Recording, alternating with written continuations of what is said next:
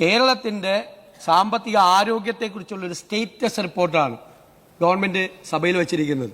കാരണം കേരളത്തിലെ ജനങ്ങൾ അറിയണം കേരളത്തിലെ സമ്പദ് വ്യവസ്ഥയുടെ യഥാർത്ഥ ചിത്രം എന്താണ് എന്ന്. കേരളത്തിലെ ജനങ്ങൾ, സാധാരണക്കാരായ ആളുകൾ, MLA മാർ, മന്ത്രിമാർ, ജനപ്രതിനിധികൾ, ഇത് തയ്യാറാക്കുന്ന ആളുകൾ എല്ലാവരും അറിയണം. ബ്യൂറോക്രസി എല്ലാവരും അറിയണം ഇതെന്താണ് കേരളത്തിൻ്റെ യഥാർത്ഥ സമ്പദ് വ്യവസ്ഥ. ഇതെല്ലാം പബ്ലിക് ഡൊമൈനിലുള്ള വിവരങ്ങൾ മാത്രമാണ്. ഞാൻ വളരെ അഭിമാനത്തോടു കൂടി പറയുന്നു, ഇവിടെ പലപ്പോഴും വെച്ചിട്ടുള്ള പല വൈറ്റ് പേപ്പറുകളും പൊളിറ്റിക്കൽ ഡോക്യുമെന്റാണ്. ഇത് it's not a political document. ഇത് സംസ്ഥാനത്തിന്റെ സാമ്പത്തിക ആരോഗ്യം സംബന്ധിച്ച ഒരു സ്റ്റേറ്റസ് റിപ്പോർട്ടാണ്. ഇത് കേരളത്തിന്റെ ഭാവി കെട്ടിപ്പടുക്കുന്നതിന് വേണ്ടി ഏറ്റവും പ്രയോജനം ചെയ്യാൻ പോകുന്ന അടിസ്ഥാന ഡോക്യുമെന്റാണ്. കെട്ടിപ്പൊക്കിയ മിഥ്യകളൊന്നും ശരിയല്ല എന്ന്. ഞാനിപ്പോൾ അതിനെക്കുറിച്ച് ഇതിന്റെ വിശദാംശങ്ങളിലേക്ക് പോകുന്നില്ല. അതെല്ലാം വായിച്ചു നോക്കിയിട്ട് എല്ലാവരും മനസ്സിലാക്കിയാൽ മതി. കെട്ടിപ്പൊക്കിയ മിഥ്യകൾ. ഭാവി കേരളം കെട്ടിപ്പടുക്കുന്നതിന്റെ ബേസിക് ഡോക്യുമെന്റാണ് ഞങ്ങൾ നിയമസഭയുടെ മുന്നിൽ വയ്ക്കുന്നത് എന്ന് മുഖ്യമന്ത്രി VD സതീശൻ പറഞ്ഞു. ഇത് പറഞ്ഞുകൊണ്ടാണ് ധവളപത്രം സഭയ്ക്ക് മുന്നിൽ അദ്ദേഹം വെച്ചത്. നമ്മുടെ സംസ്ഥാനത്ത് അപ്പുറത്തായാലും ഇപ്പുറത്തായാലും മാറി മാറി വന്ന ഗവൺമെന്റുകൾ ധവളപത്രം ഇറക്കിയിട്ടുണ്ട്.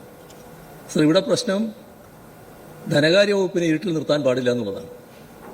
ഇതിനു മുൻപുള്ള എല്ലാ ഗവൺമെന്റുകളും, ഞങ്ങളതായാലും UDF-ൻ്റെതായാലും, ധനകാര്യ വകുപ്പാണ് ഇത് തയ്യാറാക്കിയിട്ടുള്ളത്. സർ, ഇവിടെ ധനകാര്യ വകുപ്പല്ല തയ്യാറാക്കിയത്. അതാണ് ഗൗരവമായ വിഷയം.